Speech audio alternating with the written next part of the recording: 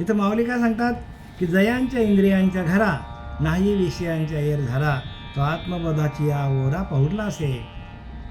ज्ञानोबराय आपल्याला सांगतात, योग्यांच्या बद्दल सांगताना ज्ञानोबराय सांगते जयांच्या इंद्रियांच्या घरा, ज्या योग्याच्या, ज्या सत्पुरुषाच्या, ज्या संताच्या इंद्रियांच्या घरा नाही विषयांच्या येर झाला.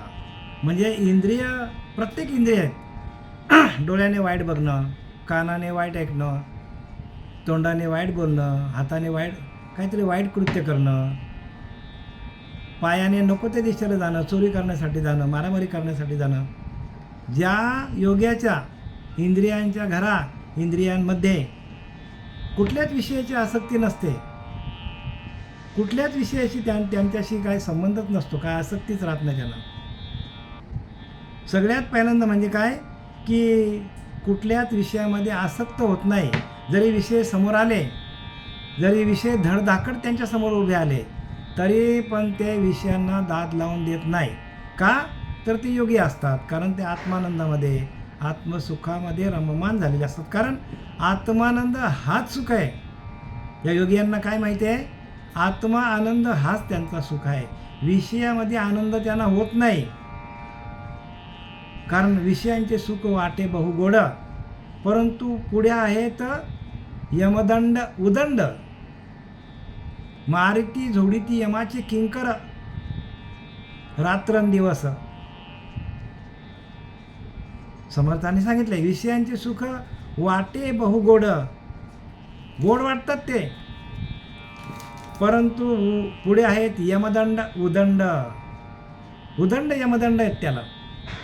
आणि मारिती झोडीती यमाचे किंकर, यमाचे किंकर काय करतात, बहुसाल, कित्येक सालापर्यंत आपल्याला ते मारत असतात. आणि विषयांचं सुख कसं आहे, क्षणभंगूर आहे. आणि आत्मसुख कसं आहे, तर आत्मसुख नित्य आनंद, नित्य आहे. ते याही जन्मात होतं, याही जन्मात आहे, याच्या अगोदरच्याही जन्मात आहे, आणि याच्या आपण गेलो तरी पण ते आत्मसुख तसंच राहतं. पण विषयांचं सुख माणसाला काय करतो, तर विषयांचं सुख माणसाला ह्याच जन्मात माणसाला काय करतो, अधोगतीला घेऊन जातो. म्हणजे आपली गती कशावर आहे, प्रत्येक माणसाची गती कशावर आहे, तर गती ही वासनेवर आहे. आणि म्हणून साधूंना जगामध्ये एवढा मान का, साधूंना देव का मानतात, संतांना संतच देव आहेत, संततेचे देव असं का सांगितलं आहे, कारण संतांकडे आत्मसुख असतो, आत्मानंद असतो, आत्मानंदामध्ये रममान झालेले असतात. म्हणून दयांच्या, त्या संतांच्या किंवा त्या साधूच्या किंवा त्या सत्पुरुषाच्या इंद्रियांच्या घरा नाही विषयांच्या येर घरा, विषय त्यांना काहीच करू शकत नाही, एवढे ते आत्मानंदामध्ये रममान झालेले असतात. जो आत्मबोधाची ओरा म्हणजे आत्मसुख, आत्मबोध म्हणजे काय, आत्मबोध म्हणजे आत्म्याचा बोध झालेला असतो त्यांना. बोध काय आहे की आपणच परब्रह्मात असा त्यांना बोध झालेला असतो, की ते चैतन्य स्वरूप मीच आहे, ते प्रकाशमय स्वरूप मीच आहे, ते नाद ब्रह्म मी आहे, असा त्यांना अनुभव आलेला असतो. आणि त्या आनंदामध्ये ते आपल्या आत्मानंदाचा ते भोग घेत असतात, उपभोग घेत असतात आत्मानंदाचा. आत्मानंद हाच सुख आहे.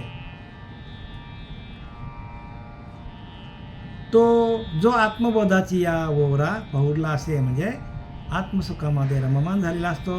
म्हणून त्यांना कोणतेच विषय छळत नाही, अगदी ते अनासक्त असतात विषयांच्या सुखाबद्दल.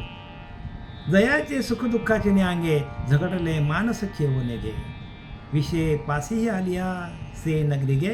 हे काय म्हणून, जयांच्या सुखदुःखाचे न्यांगे, सुखदुःखांची झगडताना त्याचे मन जागे होत नाही. बघा योगी कोणाला म्हणतात की जो आपल्या आत्मानंदामध्ये, आपल्या आत्मस्वरूपामध्ये, आपल्या आतमध्ये असलेल्या त्या भगवंतामध्ये असा एकरूप होतो की त्या विषय जरी त्याच्यासमोर उभे राहिले, साक्षात विषय जरी त्याच्यासमोर उभे राहिले, काम आला, क्रोध आला, लोभ आला, मोह आला, दंभ आला, संशय आला, तरी पण ते डगमगले जात नाही. आणि सुखदुःख कितीही मोठा आला तरी त्यांना सुखदुःख पण त्यांना छळत नाही. का? झगटले मानस चेवणे घे. त्याचा मन जागा होत नाही, कारण तो आत्मानंदामध्ये रममान झालेला असतो. आनंदामध्ये रममान झाल्यामुळे विषय सुख त्यांना जराही त्रास देत नाही आणि मनाला जागे होऊन देत नाही विषय सुख. कारण मनालाच काय होतं, मन रामरूप झालेला असतो, मनच रामरूप झालेला असतो. विषय पाशी आलिया सेन रे गे हे काय म्हणून या.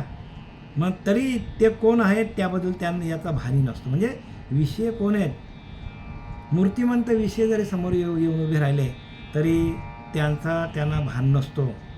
इंद्रिय कर्माच्या ठाई वाढीनली परी काही, फळे हेतूची चाड नाही अंतकरणी. कदाचित इंद्रिय कर्म करण्यास प्रवृत्त झाला, इंद्रिय त्यांचा एखादा कर्म करण्याला जरी प्रवृत्त झाला त्या साधूंचा, तरी त्याला अंतकरणात फलाच्या उद्देशाची केव्हाही इच्छा नसते. एखादा विषय सुख त्यांच्याकडे आला तरी त्या विषय सुखाचा फल घेण्याची इच्छा त्यांच्याकडे नसते. आणि एक लक्षात घ्या की कुठल्याही कर्माचा फळच माणसाला त्रास देतो. त्रासदायक काय आहे तर फळाची आसक्ती त्रासदायक आहे. कुठल्याही माणसाला एकदा आसक्ती निर्माण झाली विषयांबद्दल की त्याचे पाय तिकडे धावावे लागतात, त्याचे हात तिकडे धावावे लागतात, त्याचे डोळे तिकडे लागतात, त्याचे कान त्या दिशेला धावतात. सगळी आपल्या जे 5 इंद्रिय आणि 5 ज्ञानेंद्रिय आहेत ना, ती एकदा विषय सुखाची चावल लागली अंतःकरणामध्ये की सगळेच्या सगळे विषय भोगासाठी माणूस जगामध्ये धावत असतो. कारण विषय सुख आहेत ते बाहेर आहेत आणि आत्मसुख आतमध्ये आहे. विषय सुख कुठे आहे? सगळे विषय सुख बाहेर आहेत आणि आत्मसुख आतमध्ये आहे. आणि माणूस आत्मसुखामध्ये रममान व्हायचा टाकून विषय सुखामध्ये धावतो. आहे जवळ जवली ठेवणे चुकले, दारोदारी हिंडू लागले, अज्ञान असं न कळे देव कुठे. संत रामदास सांगतात, जवली ठेवणे चुकले. देव कसा आहे? आत्मानंद स्वरूप आहे, आनंद स्वरूप अवस्था. देव म्हणजे आनंद स्वरूप अवस्था, हीच साधकाचा देव आहे. साधकाचा देव काय आहे? आनंद स्वरूप अवस्था. हाच आपला सगळ्यांचा परमात्मा आहे. आणि त्याला टाकून काय करतो माणूस? जगामध्ये ज्या ज्या मूर्त्या आहेत, मंदिरं आहेत, तीर्थ आहेत, होम आहे, हवन आहे, यज्ञ आहे, यांच्या मागे माणूस लागतो. आणि जिथं सुख आहे तिथं माणूस येत नाही, आत्मानंदामध्ये रममान होत नाही. सगळी इंद्रिय आपली बाहेर ढकलून देतो. एखादं काम वासना आलं की चालला माणूस, एखादा क्रोध असला की लगेच माणसाचे हात उठतात. लोभ आला की मग इथून कुठे जाईल तो सांगू शकत नाही. एकदा का माणसाच्या मनामध्ये लोभ आला तर तो 50 मैल पण जायचं कमी करत नाही, हजारो मैल चालत जातो लोभ आला की. ह्या देशातून एका देशातून परदेशात जाऊन तो काय करतो? बिझनेस करतो. लोभ आहे अंगामध्ये. मद आला, मस्तर आला, एखाद्याचा मस्तर केला तर तो आयुष्यभर मस्तर करतो माणूस. आणि हे विषय जे आहेत ते विषय आपल्याला त्रास देतात. आणि ते साधूंना त्रास का देत नाही? तर साधू विषयासक्त झालेले नसतात. प्रत्येक विषय माणसाला त्रासदायक आहे.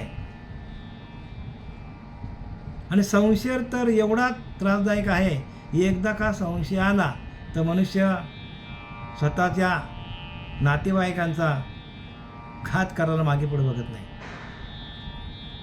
एवढा संशय भयानक आहे. आणि चिंता हा विषय असा आहे की चिंता माणसाला काय करतो तर चिंता माणसाचं आयुष्य संपवून टाकतो. मग त्याच्यापेक्षा भगवंताने सांगितले, चिंता करण्यापेक्षा माझं चिंतन करा. माणूस चिंतनाच्या मागे जात नाही, सगळ्या विषयांना बाहेर टाकलंय. सगळे विषय बाहेर भरकटतात माणसाचे. आणि देव कुठे आहे? देव आतमध्ये आहे. आणि म्हणून काय लिहिलं आहे इथे की डोळे तुम्ही घ्या हो सुख, डोळे तुम्ही घ्या हो सुख, माझ्या विठोबाचे रूप, डोळे तुम्ही घ्या हो सुख. डोळे तुम्ही घ्यावो सुख, माझ्या पांडुरंगाचे रूप, डोळे तुम्ही घ्यावो सुख.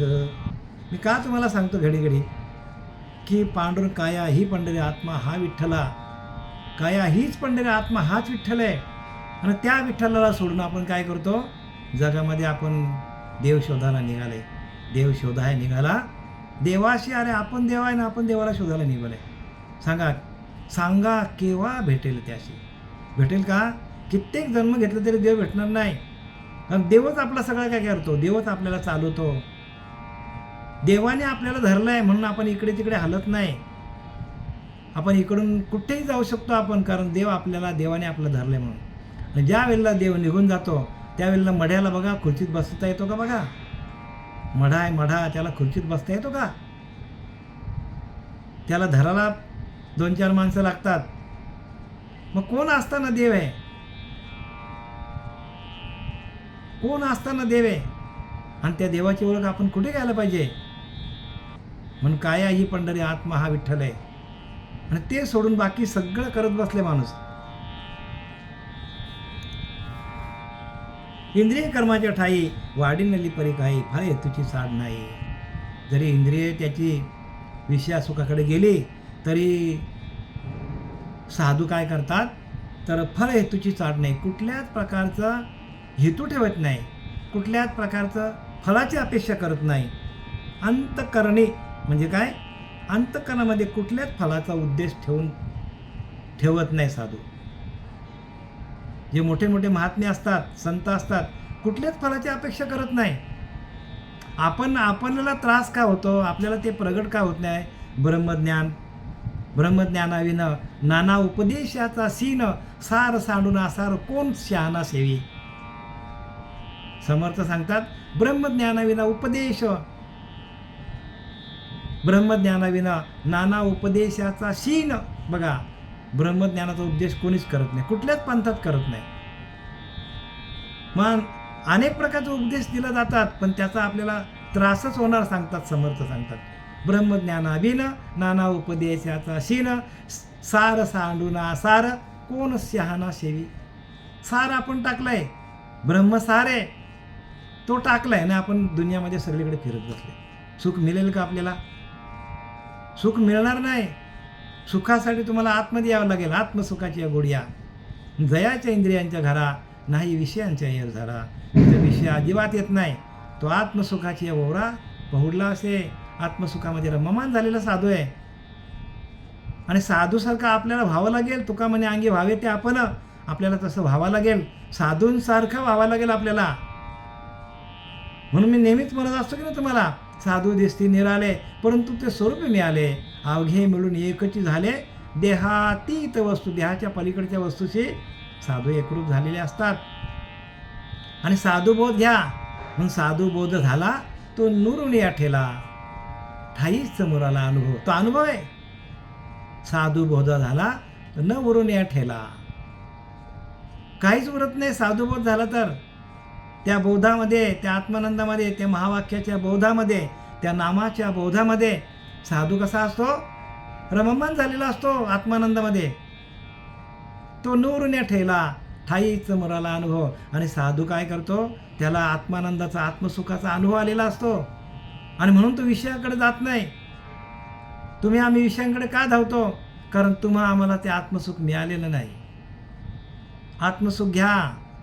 आत्मसुख हाच आपला ईश्वर आहे. आणि तो मिळाला नाही ना तर माणसाला, सगळा माणूस काय करतो? या विषयांच्या मागे धावतो. या विषया सुखासारखे काही अनेक सर्वाचा रम्य नाही, ऐसा स्वभावाचा पायी इंद्रियांचा. इंद्रियांचा स्वभाव आहे प्रत्येकाच्या, आणि तो स्वभाव टाकून द्यायचा आपल्याला. इंद्रियांचा स्वभाव काय आहे की इंद्रियांचा स्वभावच असा आहे, या विषय सुखासारखे काही अनेक सर्वाथा रम्य नाही, ऐसा स्वभावाचा पायी इंद्रियांचा. इंद्रियांचा स्वभाव आहे विषय सुख, हेच त्यांना खरं वाटतं. इंद्रियांना विषय सुख खरं वाटतं आणि ते त्याच्यामध्ये रममान होतात. पण विषय सुखासारखे काही आणि सर्वता रम्य नाही. त्यांना वाटतं विषय सुख म्हणजे सगळा सुख आहे, पण नाही ना, त्याच्या पलीकडे सुख आहे. जेव्हा विषय तुमचे नसतील, कुठलेच विषय मनामध्ये नसेल, तेव्हाच सुख आहे. आणि प्रत्येक माणूस या मायेमध्ये अडकलेला आहे, विषयामध्ये अडकलेला आहे. आणि विषयामध्ये अडकल्यामुळे माणूस काय झालेला आहे, तर आत्मसुखापासून वंचित झालेला आहे. असतेने नव्हे येतुला, असतेने देहे येतुला, जो चेतूची दिसे निदेला, तोची रोगारूढ भला ओळखे तू. एवढे देहाचे व्यवहार चालते, एवढे देहाचे व्यवहार चालले असताना जो झोपेतल्या स्थितीप्रमाणे उदासीन दिसतो, त्यालाच खरा योग साध्य झाला असे तू समज. अर्जुना, मी आत्ता जे काय तुला सांगितलंय, या साधूचे सगळे व्यवहार चालू असतात, या साधूचे सगळे व्यवहार चालू असतात, पण तो कसा असतो, झोपेतल्या स्थितीप्रमाणे उदासीन असतो. झोपेमध्ये माणूस कसा असतो, उदास असतो. झोपेमध्ये काय आहे, झोपेमध्ये काहीच त्याला कसली चिंता नसते, मस्त अगदी झोपलेला असतो, शांत झोप, गाढ झोपलेला असतो. आणि त्यालाच खरा योग साध्य झाला असे समज. उदासीन म्हणजे काय, उदासीन म्हणजे उच्च लेवलची स्थिती आहे. उदासीन म्हणजे उद म्हणजे उंच, उंच स्थितीला गेल्यानंतर तिथे कुठलाच विषय तुम्हाला स्पर्श करत नाही, त्याला उदासीन म्हणतात. उच्च लेवल, साधूची लेवल उदासीन असते. आपल्याला ते उदास दिसतात, कोणाशी बोलत नाही जास्त, कोणाशी संपर्क करत नाही, शांत असतात ते. कारण काय, तर त्यांनी त्या सुखामध्ये ते रममान झालेले असतात, आणि म्हणून त्यांना उदासीन उपमा दिलेली आहे. आपल्याला वाटतं हा उदास माणूस, कोणाशी बोलत नाही, काय नाही, कोणाशी संपर्क करत नाही, बोलला तरी थोडा एक मोजकाच शब्द बोलतो, नाही तर मग काहीतरी वाचनच करत असतो, ग्रंथांचं वाचन करत असतो, किंवा त्याचं अखंड मनन चालू असतं, किंवा त्याचं अखंड ध्यान चालू असतं. एखाद्या ओळीवर तो स्वतःच्याच आत्म्याशी बोलत असतो, आत्मानंदामध्ये तरी असतो, किंवा आपल्या आत्म्याशी. एखादी ओवी आपण त्यांनी घेतली तर त्या ओवीवर तो स्वतःच्याच आत्म्याशी बोलत असतो, मननशील असतो. कसा असतो तो, मनाशी एकरूप झालेला असतो. तो मन म्हणजे काय, आपल्याकडे असलेलं मन आहे. ते मन हे काय आहे, ते मनच देव आहे, आणि त्या मनरूपी देवाशी तो बोलत असतो. एखादी ज्ञानेश्वरीतली ओवी घेतली तर तो साधू त्या आपल्या ओवीमध्येच त्याचं मनन करत असतो. जसा एखादा बैल आहे, एखादी गाय आहे, बाहेर चरायला जाते, बाहेर चरून येते सगळी, आणि गोठ्यामध्ये आल्यावर खालेला चारा बाहेर काढतो आणि त्याचा रवंथ करत असतो, बारीक बारीक त्याचा चुरा करतो, आणि मग नंतर ते पोटात टाकते. तसं साधू काय करत असतो, एखादी ओवी त्याला मिळाली, एखाद्या ग्रंथाचं वाचन केला तर त्याच्यावर तो रवंथ करतो, म्हणजे मनन करत असतो. साधूचं कार्यच हे आहे की तो मनन करतो. म्हणून मननशील लोकांशी अखंड देव अहर्निशी, मननशील लोकांशी अखंड देव अहर्निशी, म्हणजे श्रवणाचं मनन केल्यानंतर, रवंथ केल्यानंतर, जसं रवंथ केल्यानंतर अन्न पचला जातो, तसं आपण रवंथ केलं तर आपल्याला काय, मननशील लोकांशी अखंड देव अहर्निशी, भगवंत आपल्या जवळच असतो मनन केलं तर. आणि आपण जर त्या एखाद्या ओवीवर आपण निरूपण केलं नाही, मनन केलं नाही, त्याचा निदध्यास धरला नाही, तर आपल्याकडे विषयांचं मनन असतं, विषयांचं काय असतं, मनन असतं आपल्याकडे. मग जर आपण या भागवताचा, ज्ञानेश्वरीचा, तुकोबारायांच्या गाथ्यातला एखादा अभंगाचा जर आपण मनन केला तर भगवंत आपल्या जवळच आहे. मननशील लोकांशी अखंड देव अहर्निशी, पाहता त्यांच्या पूर्वसंचिताशी जोडा नाही, पूर्वसंचित त्याचं वाढतो. आणि म्हणून साधूचं संचित, साधूची शिल्लक, साधूची पुण्य का वाढते, कारण ते एखाद्या शास्त्रामधली ओवी घेतात आणि त्याच्यावर अखंड मनन करतात. आम्ही पण हेच करायला पाहिजे, मनन करायला पाहिजे. ओवी घ्या, मनन करा, पाठांतर करा. जर तुम्ही पाठ केला तरच तुमचा मनन होईल. एखादी म्हस चारायला गेली, एखादा गाई चारायला गेली बाहेर आणि तिने चाराच खाल्ला नाही, तर ती रवंथ करेल का गोठ्यामध्ये? नाही करणार. तसं आपण जर पाठांतर केलंच नाही तर आपलं मनन होईल का? मनन होणार नाही. आणि मननशील लोकांची अखंड देव अहर्निशी सातत्याने पाहता त्यांच्या पूर्वसंचिताची जोडा नाही. संचित त्याचं वाढत वाढत जातो, कारण त्याच्या मनाकडे भगवंताचे विचार चालू होतात. तुकोबारांनी शास्त्र लिहिलं, ज्ञानोबारांनी शास्त्र लिहिली, नाथांनी शास्त्र लिहिली. कसे लिहिले? मनन झाले. त्यांच्याकडे अखंड भगवंताचं मनन चालू झालं. प्रत्येक शब्दावर मनन केलं त्यांनी आणि त्या शब्दातून त्या परब्रह्माला शब्दब्रह्म म्हणून आहे, ते शब्दब्रह्माला त्या संतांच्या वाणीतून, त्या संतांच्या लेखणीतून प्रगट व्हावं लागलं. आणि म्हणून ज्ञानोबारांची ज्ञानेश्वरी तयार झाली, तुकोबारांची गाथा तयार झाली. तुम्ही आम्ही का गाथा लिहू शकत नाही? तुमचं आमचं मनन नाही. ओवी घ्या, पाठ करा, मनन करा. मनन केलं तरच तुम्हाला रात्रंदिवस त्याचं मनन करायला पाहिजे. झोपेत पण मनन चालू होतं, झोपेत पण मनन करायला पाहिजे. रिक्षा चालवताना, कामधंदा करताना, कोणी शिवणकाम करत असेल, मनन करा. पण मनन करण्यासाठी तुमच्याकडं जसा गाई चरायला गेली आणि तिने तोंडात तिच्या चारा साठवला तरच तिला रवंथ करता येतो, तसं आपण एखादी ओवी घेतली, पाठांतर केलं तरच आपल्याला त्याचं मनन करता येईल, अन्यथा मनन होणार नाही. आणि म्हणून लिहिले, मननशील लोकांची अखंड देव अहर्निशी. तुमच्याजवळ भगवंताला असं राहायचं असेल, असं प्रत्येकाला वाटत असेल तर मनन करा. म्हणून श्रवणाचे होय मनने कले सार विचार. मननातून सार काय असार काय आपल्याला कळतं. आणि सारे विचार निसंग वस्तू, आपल्याजवळच वस्तू आहे. वस्तू म्हणजे आपला अंतरीचा अंतरात्मा, निसंग वस्तू, तिला कसलाच संग नाही, अशी वस्तू आपल्याकडे. पण आपण आपल्या डोक्यामध्ये अनेक प्रकारचे विषयांचे विचार असतात, म्हणून आपलं मन इकडे तिकडे भरकटतो. आणि तेच विचार भगवंताचे राहिले आपल्याकडे तर आपण परब्रह्म स्वरूपच होतो देवा. म्हणून देव पाहावशी गेलो आणि देवच होऊन ठेवलं. काय म्हणतात? देव बघण्याची वस्तू नाही, देव होण्याची वस्तू आहे.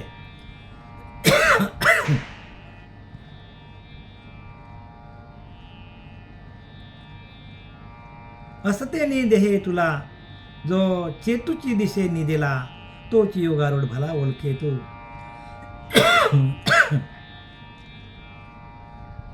एवढे देहाचे व्यवहार चालते असताना झोपेतल्या स्थितीप्रमाणे उदासीन दिसतो, त्यालाच खरा योग साध्य झाला असे समज. आणि त्यालाच योग साध्य झाला असं समजायला हरकत नाही अर्जुना. ते तर अर्जुन म्हणे, अनंता हे मद विस्म बहु ऐकता, सांगे तया ऐसी योग्यता कवने दिजे. आणि काय म्हणतात? अशी योगस्थिती ऐकून अर्जुन देवाला विचारतो, बघ भगवंता देवा, तुम्ही असे सांगता ते खरं आहे, पण त्या योग्याला अशी योग्यता कोण देतो हे मला सांग. म्हणजे तो योगी एवढा समर्थशील, एवढा शक्तिवान, एवढा बलवान, त्याला बल कोण पुरवतं? त्या योग्याला त्याला शक्ती कोण पुरवतं? असा अर्जुनाने प्रश्न केलेला आहे. कोणाला? भगवंताला प्रश्न केला आहे की मग ह्याला बाबा शक्ती कोण देतो? एवढं सगळं तुम्ही सांगता, मग त्या योग्याला एवढी शक्ती देणारा कोण आहे? आता भगवंताचं उत्तर आपल्याला पुढच्या ह्याच्यामध्ये आहे. कशामध्ये? तर पुढच्या 5व्या आपल्याला म्हणजे ज्ञानेश्वरी अध्याय 6 आणि श्लोक क्रमांक 5मध्ये भगवंतांनी त्याचं उत्तर दिलेलं आहे. आत्म्याने आत्म्याला उद्धारावे, संसार सागरातून वर काढावे, आत्म्याला अधोगतीच पोचू नये, कारण स्वतः आत्माच आपला आत्म्याचा बंध आहे व आत्माच आपला आत्म्याचा शत्रू आहे. बघा, आत्मानं काय आहे? आत्मा हाच आपल्याला बंधनात टाकतो आणि आत्माच आपल्याला काय करतो? आत्मा हाच आपला शत्रू आहे आणि आत्मा हाच आपला मित्र आहे. म्हणजे त्यांना काय सांगायचं? प्रश्न काय केला आहे? ही सगळी शक्ती कोण देतो यांना साधूंना? तर भगवंत उत्तर देतो, अरे त्या साधूचा आत्माच त्याचा मित्र आहे आणि त्या साधूचा आत्माच त्याचा शत्रू आहे. म्हणजे तुमचा आत्मा हाच शत्रू आहे आणि तुमचा आत्मा हाच मित्र आहे. मग आता तुम्ही एखाद्या मित्राशी कॉन्टॅक्ट केला, मित्राशी तुम्ही दोस्ती केली, एखाद्या मित्राशी तुम्ही संबंध ठेवले, घनिष्ठ संबंध ठेवले, तर तुम्ही सारखं त्या मित्राच्या घरी जाता, त्याच्याशी बोलता, फोनवर बोलता, त्याच्याबरोबर जेवायला जाता, त्याच्याबरोबर खेळायला जाता, त्याच्याबरोबर तीर्थाला जाता. कोण आहे तुमचा मित्र आहे. मग तुम्ही ज्या मित्राशी जैसे जैसे घडे संग, तैसे तैसे गुहराचे रंग. येणे करता उत्तम मार्ग शोधून पाहावा. संत रामदासांनी दासबोधामध्ये लिहिलाय, जैसे जैसे घडे संग, तैसे तैसे गुहराचे रंग. म्हणजे आपण जसं जसं ज्या ज्या मित्राची आपण संगत धरणार, तसं तसा आपला आत्मा तसा होतो. आत्मा देहासारखा होतो, जिकडे नेला तिकडे जातो. बघा, साध्या साध्या व्याख्या आहेत. कुठल्या देवाची तुम्ही पूजा करणार सांगा मला? कुठला देव आहे याच्यामध्ये? आत्मा हाच देव आहे. ह्यांना सिद्ध काय करायचं ना ज्ञानोबाऱ्यांना? तुमचा आत्मा हाच ईश्वर आहे, सिद्ध करायचं. प्रश्न काय केलाय? मग ही शक्ती कोण देतो ह्यांना, ह्या साधूंना? कुठला देव शक्ती देतो असा प्रश्न केला अर्जुनाने. आणि भगवंत उत्तर देतो की तुमचा आत्मा हाच तुमचा शत्रू आहे आणि आत्मा हाच तुमचा मित्र आहे. आणि म्हणून तुम्हाला मी सांगितलं, तुम्ही आत्म्याबरोबर बोलायला शिका. तुम्ही तुमच्याच आत्म्याशी बोलायला शिका. तुमचा आत्मा हाच तुमचा शत्रू आहे आणि तुमचा आत्मा हाच तुमचा मित्र आहे.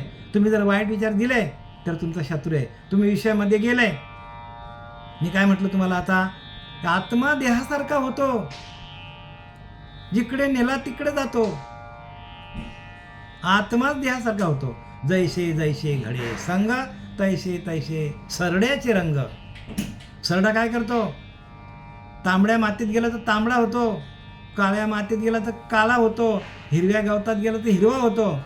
तशी आपली बुद्धी आहे ना प्रत्येकाची. प्रत्येकाचा भेजा आहे ना आपला. तो ज्या ज्या माणसाची आपण दोस्ती करणार, ज्या ज्या पंथामध्ये आपण जाणार, तसाच तो होतो आत्मा. मग आपण कुठल्या पंथात जायचं, कोणत्या माणसाची आपण दोस्ती करायची, हे ज्याने त्याने समजून घ्या. म्हणून काही नका करू, संत संग करा, संतांना ओळखा. जर चुकीच्या मार्गाला गेलात ना, तर 84ला गेलात. चुकीची संगत पकडली तर आपण गेलो. जैसे जैसे घडे संग, तैसे तैसे गुहराचे, म्हणजे सरड्याचे रंग होतो.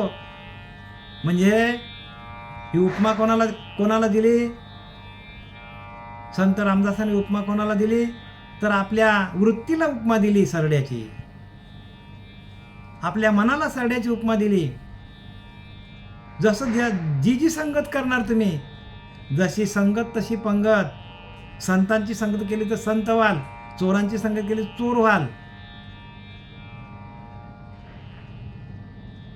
येणे करता उत्तम मार्ग शोधून पाहावा. उत्तम मार्गाला या, शोधा, शोधभूमिका ठेवा.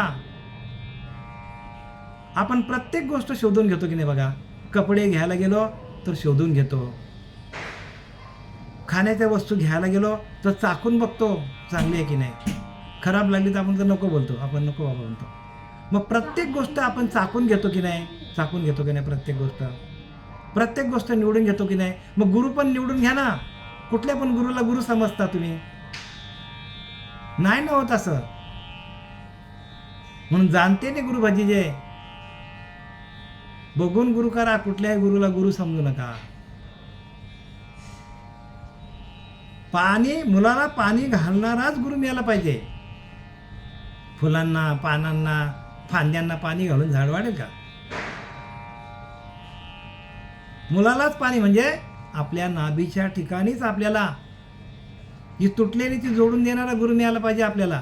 तरच आपला झाला सफल व्यापार.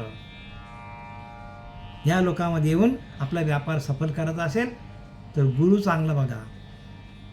गुरु बिना कौन बताये वाट, कोणीच दाखवू शकत नाही. पण गुरु चुकीचा धरला, आता मी बोललो की नाही, जैसे जैसे घडे संग, तैसे तैसे गुहराचे रंग. येणे करता उत्तम मार्ग शोधून पहा. उत्तम मार्ग कुठला आहे तो शोधा. कुठल्याही मार्गाला खरा मार्ग समजू नका. पारख पाहिजे दोन्ही दिसती सारखी. वर्म जाणे तो पारखी सांगितले. वर्माचं बोललं पाहिजे, वर्माचं बोलता यायला पाहिजे. बाकी काय वाचून सगळेच लोक सांगतात. उठसूट पंढरीला पळणारे भरपूर लोक आहेत.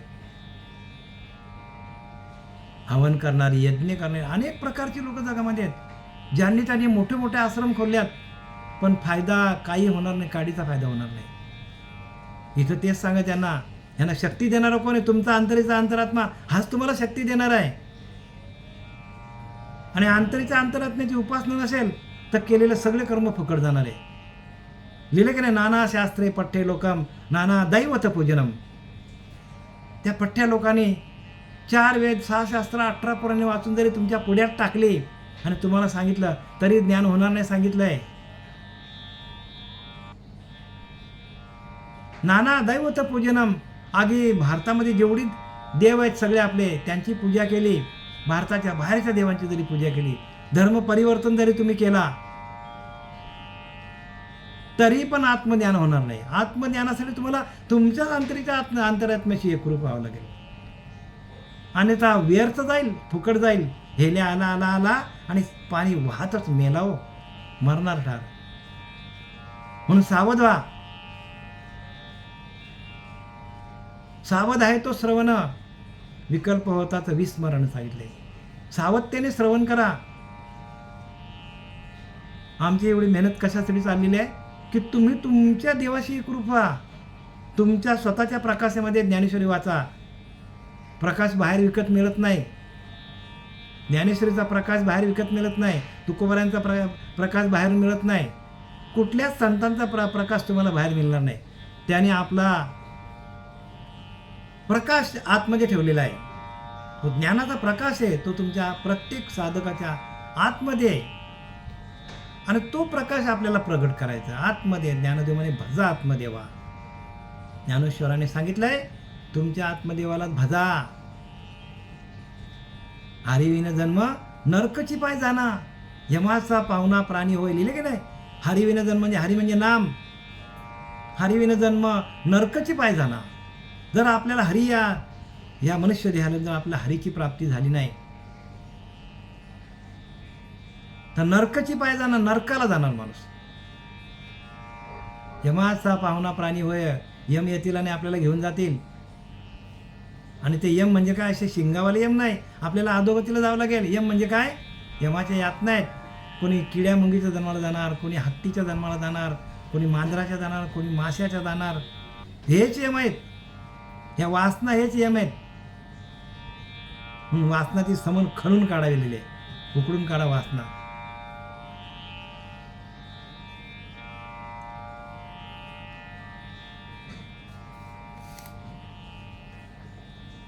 प्रश्न कसा केलाय बघा अर्जुनाने, की मग यांना सामर्थ्य देणार कोण साधूंना. तर हसून श्रीकृष्ण म्हणे तुझे नवल नवल ना हे बोलणे. कृष्ण हसला. हसला कृष्ण भगवंत हसला आणि बोलला अर्जुना तुझं बोलणं नवलाच आहे. मला आश्चर्य वाटतं तू असा मला प्रश्न केलायस. कवनाशी काय दिजेल कवने अद्वैतीये.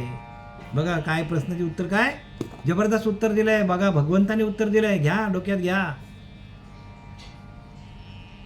कवनाशी काय दिजेल कवने, कोण कोणाला देणार आहे. ध्यानामध्ये गेल्यानंतर तू ध्यानाला बसला, त्या भगवंताशी एकरूप झाला, त्या आत्म्याशी एकरूप झाला, तर तुला कोण द्यायला येईल. अद्वैत ये. द्वैत दुसरा द्यायला कोण आहे ना. अद्वैत ये म्हणजे अद्वैत आहे ते, द्वैत नाही. दोन राहतच नाही, एकटाच राहतो. तू तुझ्या अंतरीच्या अंतरात्म्याशी एकरूप झाल्यानंतर तुझा अंतरीचा अंतरात्मा हाच देव आहे, तोच तुला देणार आहे. दुसरा कोण द्यायला येणार आहे तुम्हाला. म्हणून आत्मबल वाढवा, आत्म्याची ताकद वाढवा, आत्मशक्ती वाढवा, आत्मानंदात जा. मग भगवंताचं उत्तर आहे अगदी तुमच्या हृदयामध्ये कोरून घ्या महाराज. कोरून घ्या, खरंच करून घ्या. याच्याशिवाय पर्याय मार्ग जगामध्ये नाही. जे जे करशी आणि काही नामापरते तत्व नाही. हकारुनी सांगे तुका नाम घेता राहू नका. हे कशाला सांगितलं तुकोबारांनी ओरडून सांगले. स्वतःच्या संसाराची राख रांगोली केली तुकोबारांनी. सगळ्या संतांनी संसाराची राख रांगोली केली. आणि हे ज्ञान आपल्याला दिलं, आपल्या हातात दिलंय. आणि आपल्याला ते घेता येत नसेल तर आपण अभागी आहोत. अभाग येणारा पामरा हे कळेना. अभागी आहोत आपण. म्हणून तुमचं भाग्य उजलाला आलेलं आहे, पण तुम्ही घेता यायला पाहिजे. तुम्हाला प्रत्येकाने घ्या. नाम घेता राहू नका. पुढे जामीन आहे तुका नाम घेतच राहू नका. नामच तुमचा सगळं आहे. नाम जप यज्ञ तो परम बाधू न सके स्नानादी कर्म. नामे पावन धर्मा धर्म नाम परब्रह्म वेदार्थे. नामच परब्रह्म आहे.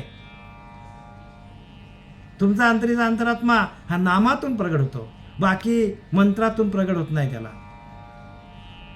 नामातून आपल्या अंतरीच्या अंतरात्म्याचा आपला अनुभव येतो, मंत्रातून नाही. हा मंत्रातून अजिबात होणार नाही. आणि म्हणून नाम श्रेष्ठ आहे. तो हसून श्रीकृष्ण म्हणे तुझे नवल ना हे बोलणे कवनाशी काय दिगेल कवने द्वाद्वैत ये. साधू जेव्हा त्या आत्मतत्वाशी एकरूप झालेला असतो त्याला कोण द्यायला येतो, कोण दुसरा द्यायला येतो, कुठला देव त्याला द्यायला येईल. अंतरीचा अंतरात्म्याशी एकरूप झाल्यानंतर तो त्या आत्म्याशी एकरूप होतो, एकच होऊन जातो. आता त्याला तिथे द्यायला कोण दुसरा कोण द्यायला येईल, शक्ती द्यायला दुसरा कोण येणार आहे. तो अंतरीचा अंतरात्माच तुम्हाला शक्ती देणार आहे. त्याच्याशी एकरूप व्हा, तोच तुम्हाला शक्ती देईल. म्हणून आपला आत्मा हाच ईश्वर आहे. ईश्वर कोण आहे आपला? प्रत्येकाचा अंतरीचा अंतरात्मा हा ईश्वर आहे. आणि त्या आपण ईश्वराला आपण विसरलोय. त्या ईश्वरा वाचून काही जी अनेक लाणी नाही. ईश्वराशिवाय दुसरा मार्गच नाही. आणि ईश्वर कोण आहे? आपला अंतरीचा अंतरात्मा. बाकी जे काय आता चाललंय ते आपण जास्त बोलणं म्हणजे पै व्यामोहाची शेजे बालिया अविद्या निद्रुतू होईजे ते वेळी दुःस्वप्न हा भोगीजे जन्ममृत्याचा. मनुष्य भ्रमरूप शय्येवर गाढ अज्ञानाने जेव्हा निजलेला असतो, जन्ममृत्यूची दुष्ट स्वप्ने भोगतो. काय सांगतात ज्ञानोबराया? मनुष्य भ्रमरूप शय्येवर, भ्रमाने माणूस झोपलाय, भ्रम झालाय लोक माणसाला, आणि भ्रमाच्या शय्येवर, भ्रमाच्या गादीवर झोपलाय, गाढ झोपलाय. त्यावेळी जन्ममृत्याची दुष्ट स्वप्ने भोगतो. आणि गाढ झोपून काय करतो? जन्ममृत्याची गाढ स्वप्ने बघतो माणूस. स्वप्नात बघतो. जन्माला येणार हे सगळं जग स्वप्नच आहे. जे काय दिसतं ना, जन्माला येणं म्हणजे सगळं स्वप्न आहे. म्हणून त्याने लिहिले की ते सार फलकट संसार, हे सार भगवंतच सार आहे. याच्या व्यतिरिक्त जे दिसतं तर आसार आहे, सगळा आसार आहे.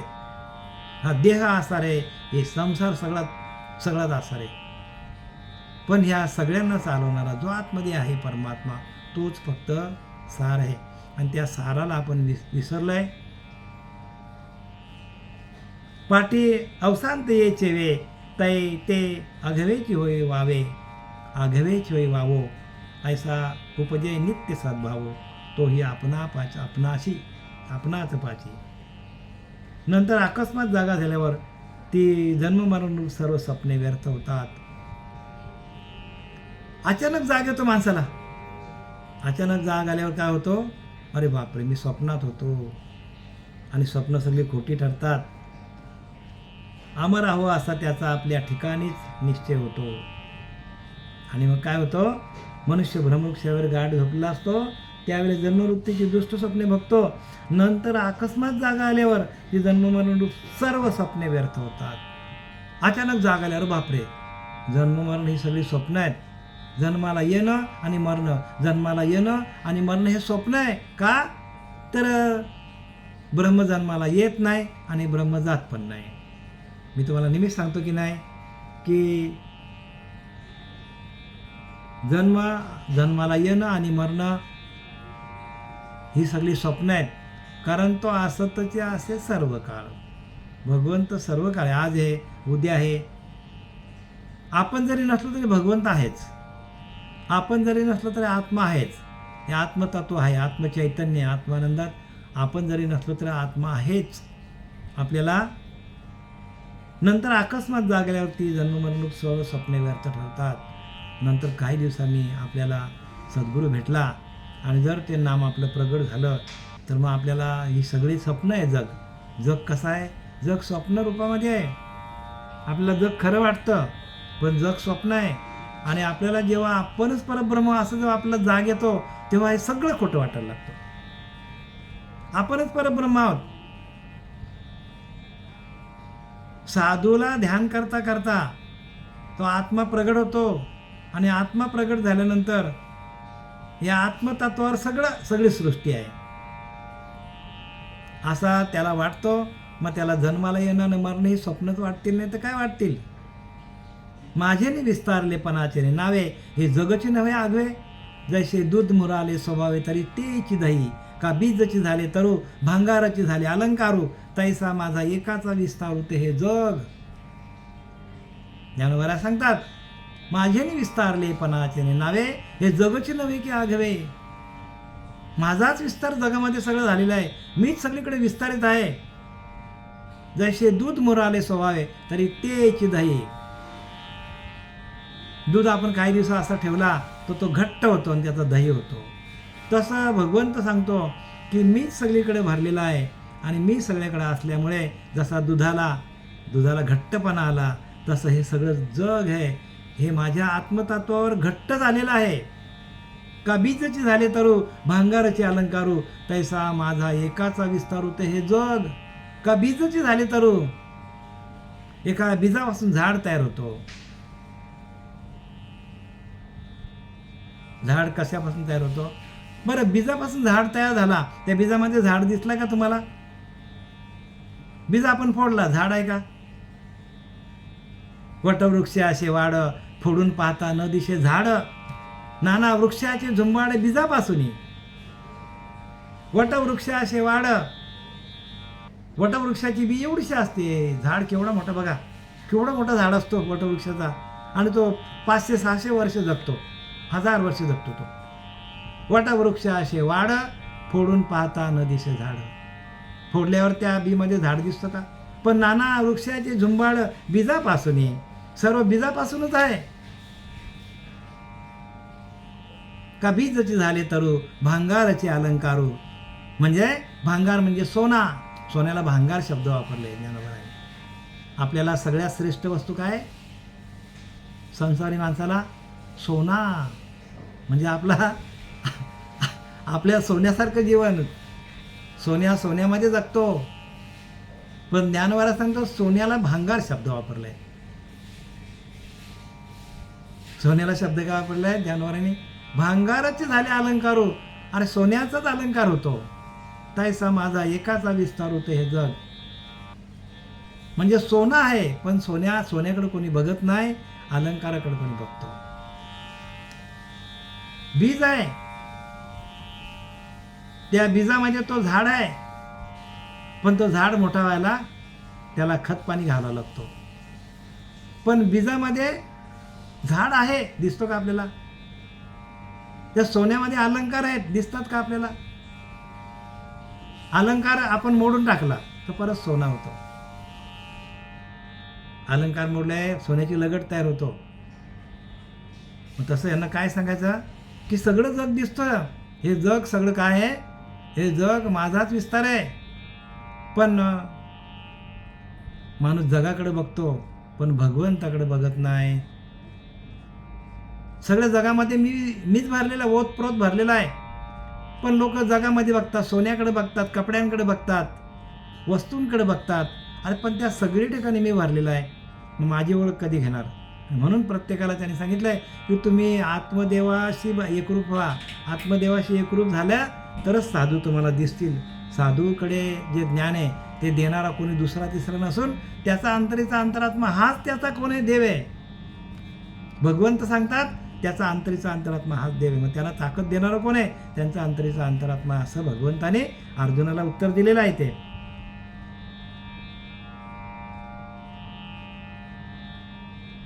नंतर अकस्मात जागा झाल्यावर जन्ममरणाचे सर्व स्वप्ने व्यर्थ होतात आणि असा त्याचा आपल्या ठिकाणी निश्चय होतो. असा आपला निश्चय व्हायला पाहिजे प्रत्येकाचा की आपला अंतर चालवणारा आपला अंतरीचा अंतरात्मा हाच आपला ईश्वर आहे, असा प्रत्येकाचा भाव व्हायला पाहिजे. आणि तो भाव तयार झाला तरच आपण ज्ञानी होऊ, आत्मज्ञानी होऊ. अन्यथा आपण काय होऊ? त्या विषयांच्या मागे जाऊ आपण. म्हणून विषय सुख हे काही बोलणेच नाही, परंतु काही की जे मूर्ख न सेविता न सरे. ज्ञानोबा सांगतात विषय सुख काही बोलणेच नाही, बोलण्याचा विषयच नाही, परी काही केल्या मूर्ख न सेविता न सरे. पण मूर्ख लोक आहेत ना, ते टाकत नाही बोलतो. काही केल्या मूर्ख न सेविता न सरे. त्याला ते विषय सुख भोगल्याशिवाय त्याला चैनच पडणार नाही, आणि म्हणून त्यांना ज्ञान होत नाही. आणि साधूंना ज्ञान का होतात, तर विषय सुखामध्ये ते विषय सुखाकडे वळत पण नाही, फिरकून पण बघत नाही. म्हणून आपणाचे आपण या घातू की जो तू असे धनंजया. अरे धनंजया, अरे अर्जुना, आपला आपणच घात करतो. बघा कोण कोणाचा घात करतो, कोण कोणाचा घात करतो. आपला आत्मा हाच ईश्वर आहे, आणि त्याला टाकून आपण जी जी भक्ती करू आपला स्वतःचाच घात होईल असं सांगतात. म्हणून आपणच आपण या घातू की जी तू असे धनंजया. अरे अर्जुना, आपला आपणच घात करतो. कुठल्या देवांची पूजा करणार सांगा तुम्ही. जगामध्ये 33 कोटी देव आहेत. 33 कोटी देवांची पूजा केली काय भेटेल. पण 33 कोटी देवांची पूजा करणारा अंतरीचा अंतरात्माच आहे, आणि तिथे आपण येत नाही, आणि तिथे जातो आपण. मूर्ती पूजा करून घेणारा आपला अंतरीचा अंतरात्माच आहे, पण आपण त्या मूर्तीमध्ये अडकलोय. तिथे ना अडकता इथे अडका. तिथे अडकण्यापेक्षा पूजा करून घेणारा भगवंत माझ्या आतमध्ये, तो अंतरीचा अंतरात्माच माझा ईश्वर आहे, तो माझ्याकडनं पूजा करून घेतो. असा दृढ निश्चय, असा दृढ भाव प्रत्येकाच्या अंतःकरणामध्ये तयार व्हायला पाहिजे. आणि हे कोणाचं काम आहे, तर हे गुरूंचं काम आहे.